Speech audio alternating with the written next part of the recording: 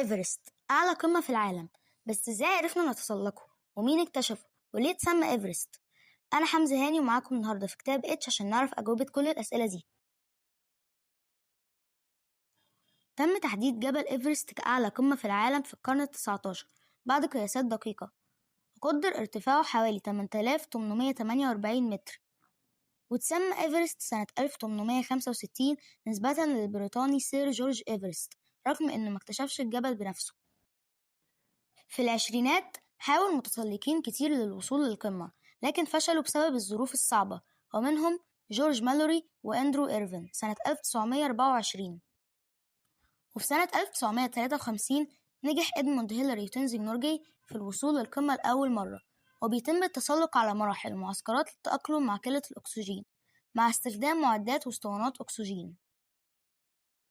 وبالرغم من النجاحات الجبل لسه خطير جدا، وقعت حوادث كتيرة خصوصا حادثة 1996. بس كده، لو عجبكم الفيديو متنسوش تعملوا لايك، سبسكرايب وشير. سلام.